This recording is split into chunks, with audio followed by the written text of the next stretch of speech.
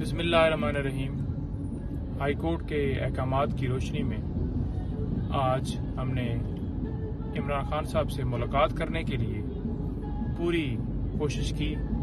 रात से लगे हुए थे, रात से जो जेल के अहकाम हैं उनसे हम राब्ता कर रहे थे कि हमारी मुलाकात करवाई जाए, जो कि कानूनी तौर पर हमारा हक है।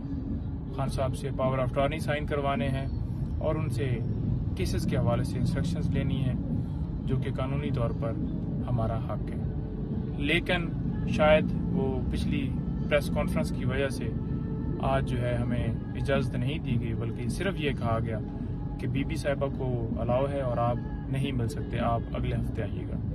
तो हमारी तरफ से किसी तरह से ना कोई मजम्मत की गई है, सिंपली हमने रिक्वेस्ट की है और पुरसुकून तरीके से आप देख रहे हैं कि बिल्कुल खैरियत से वापस जा रहे हैं और कोई ऐसी वहाँ पे लड़ाई या कोई हाथापाई नहीं हुई। जैसा कि कल वो एक FIR जो है दर्ज की गई थी, हमारे जो दूसरे दो मुअज़्ज़ज़ शेर अब्दुल मरवत साहब और बैरिस्टर उमैर न्याज़ी साहब आए थे और उन्होंने कोशिश की और बाद में जो है वो ये कहा गया कि इन्होंने आके लड़ाई की है और उनके ऊपर FIR जो है दर्ज कर दी कि इन्होंने मजम्मत की। हालांकि वो बिल्कुल ठीक थे, कोई उनकी वर्दियाँ जो हैं वो नहीं फटी हुई थी, क्योंकि अगर लड़ाई होती तो डेफिनेटली पुलिस इतनी ज़्यादा तादाद में होती है तो दो बंदे अगर आगे से कोई मजम्मत करते हैं तो इनके भी तो कुछ कपड़ों के ऊपर कुछ होना था।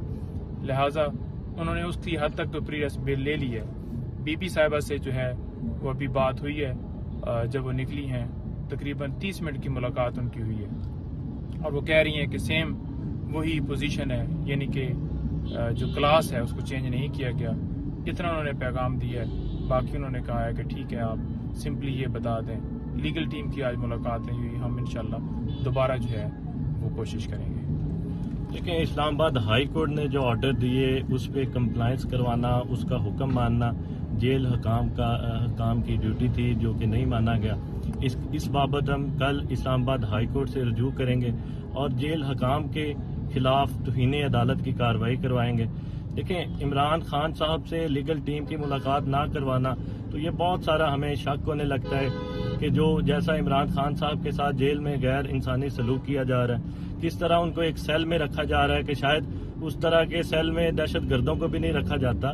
तो ये साबिक वज़ीर आज़म है, 27 साल उन्होंने इस मुल्क के लिए, रूल ऑफ लॉ के लिए जो उन्होंने कुर्बानियाँ दी हैं।